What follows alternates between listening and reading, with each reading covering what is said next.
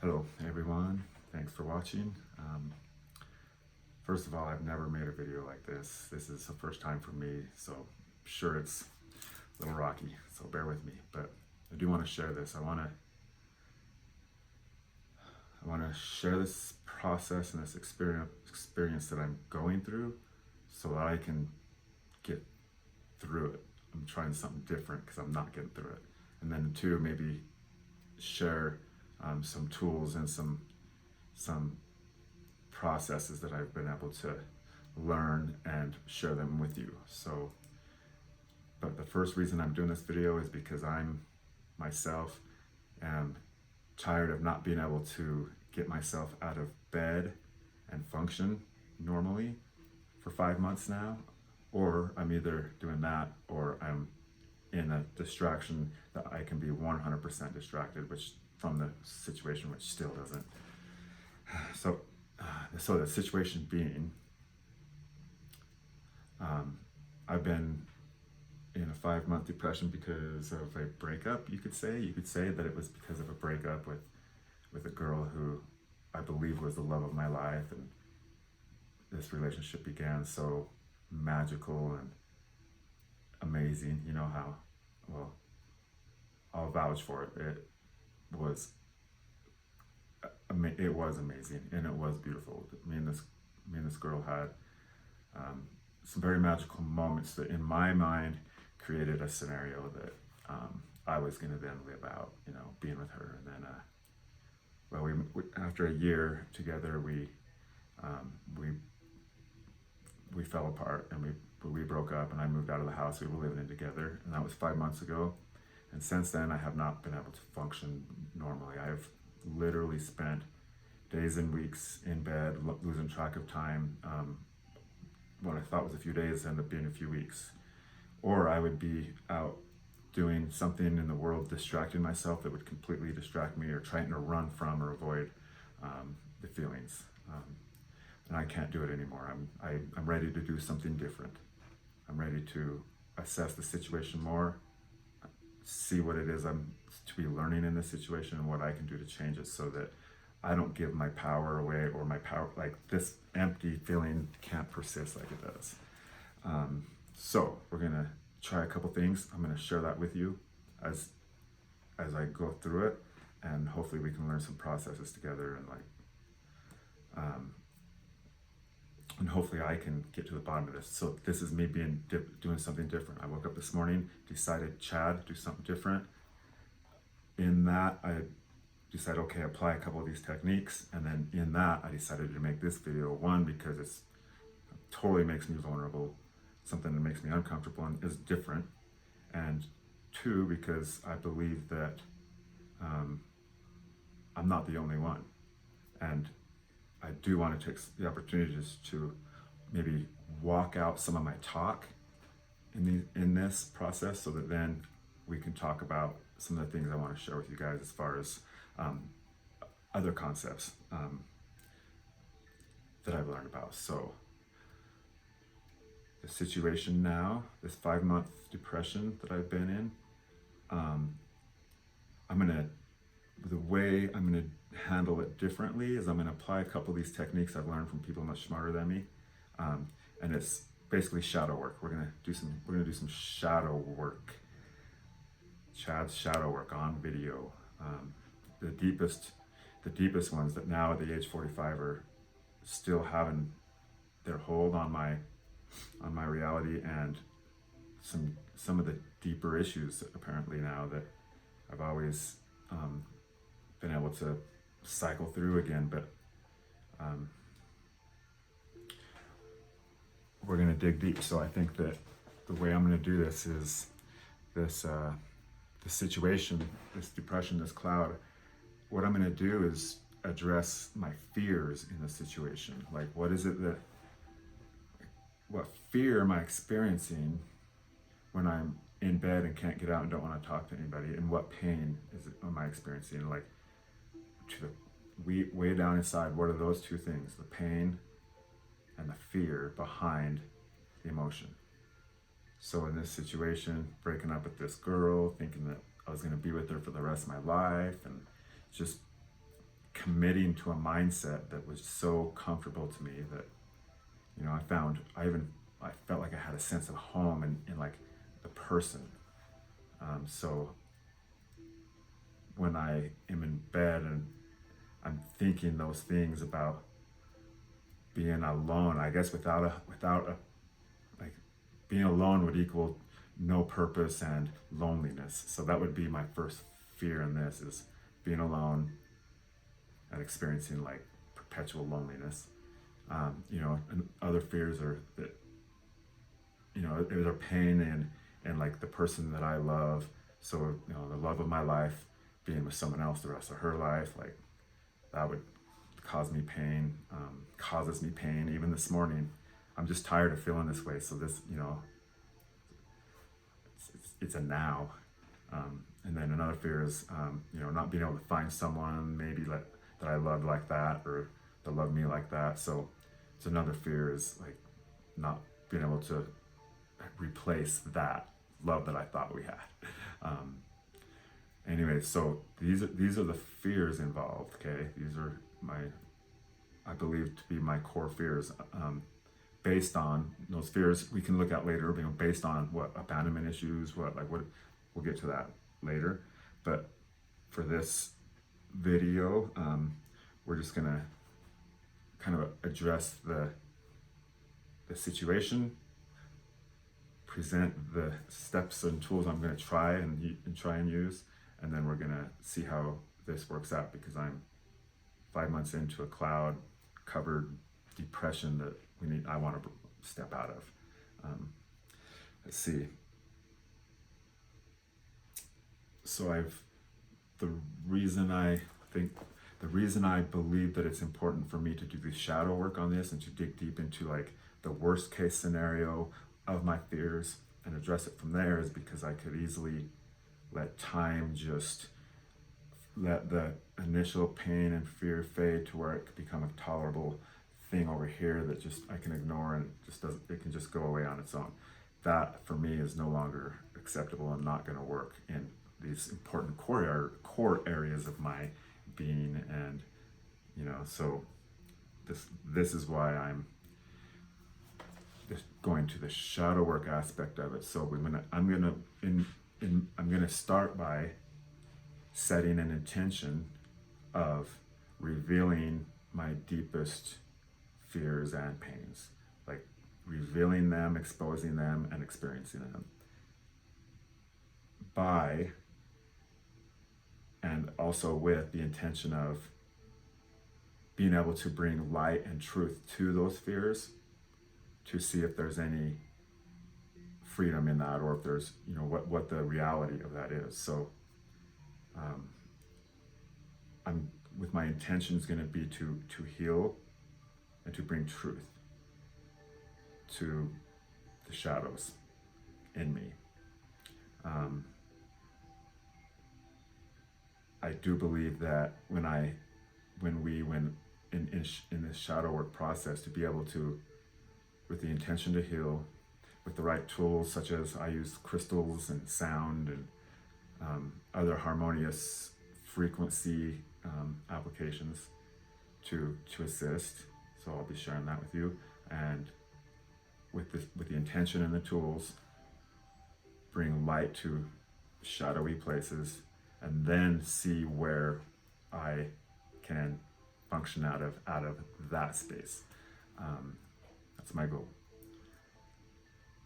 I do believe that in the process of what I call alchemy, alchemy is working with light, sound, matter, and thought together in a way that creates a product that's of the highest quality, whether that's an emotion or a actual thing or an energy. So what I believe this process is going to be able to do in my alchemy is be able to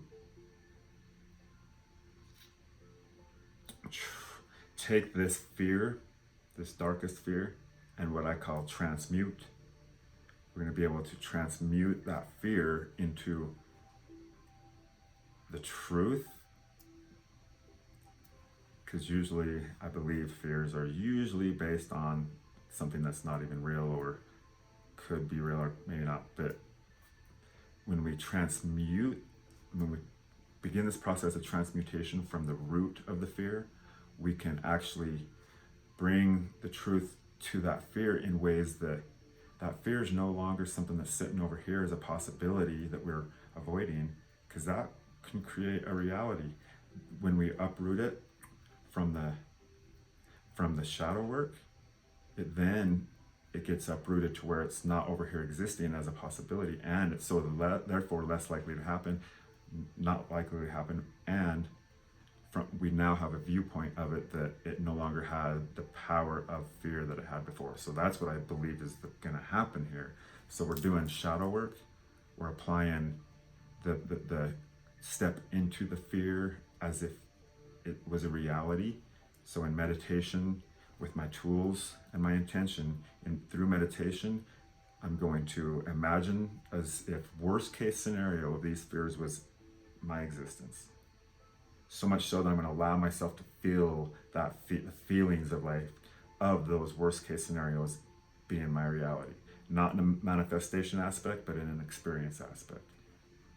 From there, I do believe that our perspective of the situation becomes a unique way. And from there, the only step you can really make from worst case scenarios toward something better, where maybe not the worst case is going to happen. But then when you step from that area of worst case toward truth or toward reality, you're able to then negate the non-truths, prove them to not be true by experiencing that back to truth. So I believe that's going to be the process here. We'll see how, if I can really apply that transmutation process to this cloud that I'm under. And at 45 years old, thinking I have my abilities together, but have been defeated for 5 months. So we're gonna see if we can change that, transmutate that.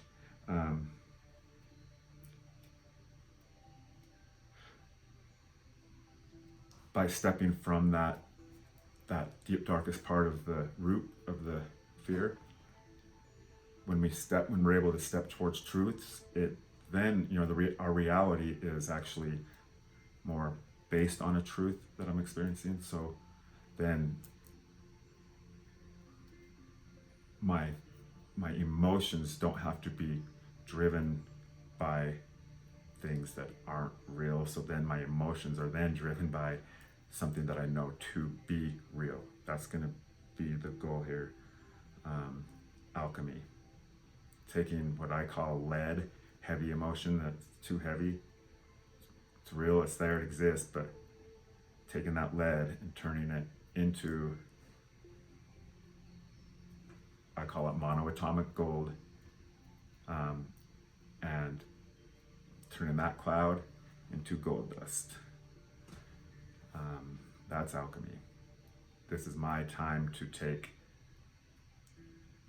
my shadows that I've not been able to work through yet at this part of my life, and work through them. Vulnerability. I'm a perfectionist, so my perfectionism is going to get in the way. My not wanting to be vulnerable is going to get in the way. There's a lot of my fears are wanting to get in the way. Even making this video, I came up with reasons to not do it, but today I'm doing something different. Committing, walking it, because I'm ready, and we'll see how it goes. We'll see how this plays out. But I will be making more videos. If this, if I feel I want to make more videos and share some of the really cool things I have learned in as far as alchemy goes, as far as chakras and kundalini awakenings and energy balances go. I do want to share information about Lakota tradition and ceremony that I have been able to be part of and experience and learn. Sound healing. I'm big on frequency and sound and healing. We're going to share some stuff.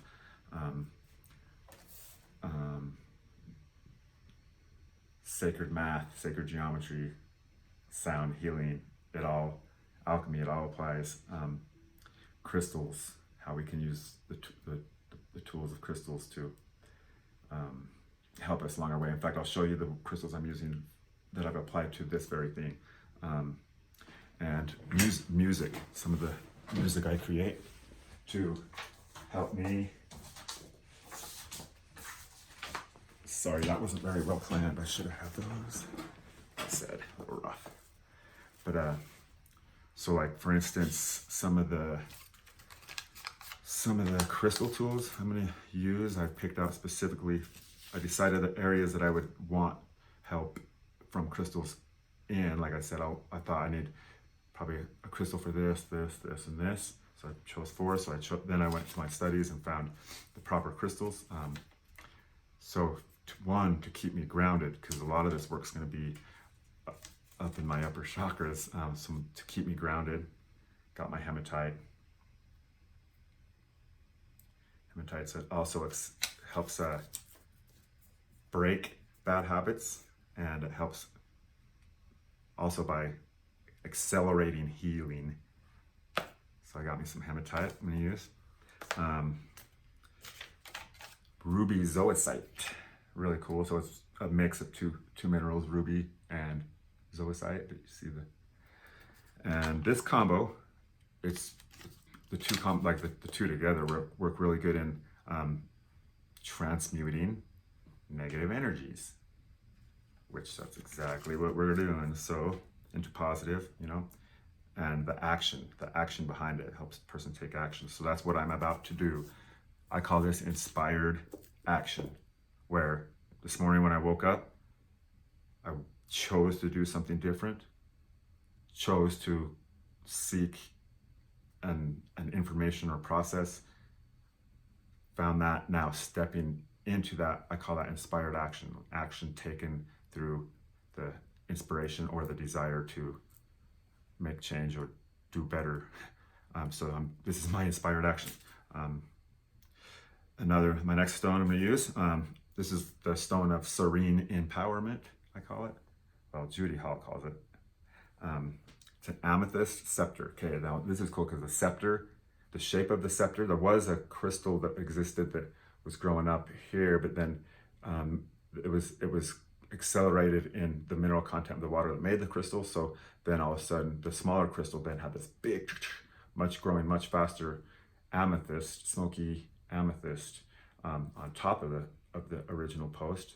So that's a scepter. Now scepters help in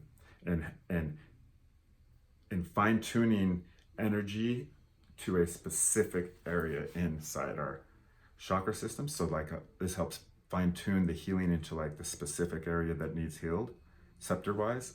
But then the colors on these are smoky and clear and amethyst, almost a nice defining line there. That those color combos, as well as those inclusions in there and the hematite, the combination of all the colors and aspects of this make it very versatile in grounding, as well as from your third eye up, blam, opening, connecting you to the upper chakras, upper 4 or 5 chakras. So that's going to be another one. My serene empowerment amethyst, high vibe. It helps balance out all those physical and emotional and spiritual levels. Another one is my azestulite. Azestulite's a type of quartz, more being found today. It's one of today's more common crystals. Hasn't been discovered. Here's what I think. I believe it's a crystal that's presented itself to us in this time of our existence, because now is when we need this tool. So it's kind of a spiritual level vibration stone.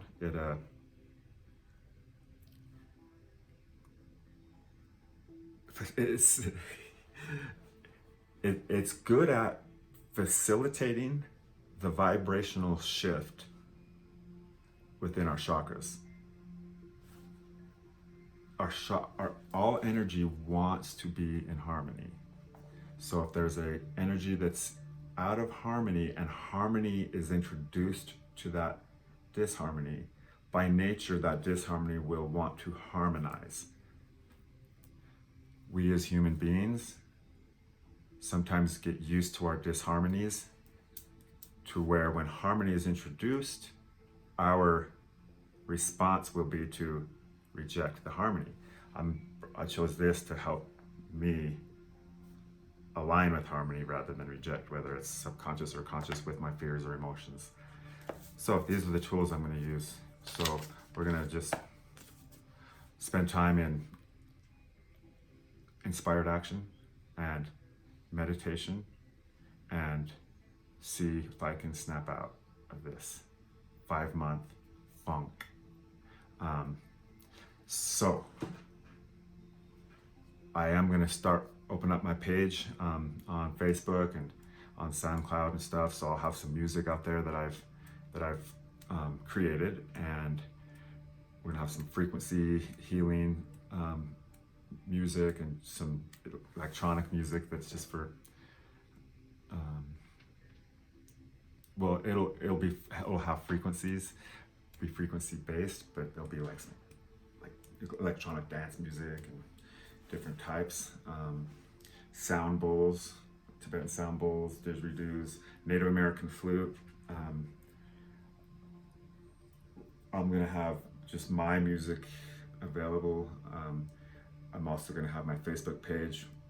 Look for me eventually on Christ Conscious Buddha. Not because I think I'm a Buddha, but the Christ Conscious Buddha concept in my mind is my goal. And so keep an eye out for that. SoundCloud, Facebook, YouTube, and I am going to open up and share, and we'll see how it goes. So thank you for anybody that's made it this far. Thank you. And I hope I covered everything to make it seem like interesting, like what I'm really going through. Like, this really mostly begins for me, and if I can heal from this by doing this, that's one good thing. But if we can start to share our knowledge and our tools with one another, we can grow together, that's even better. So anybody that's made it this far,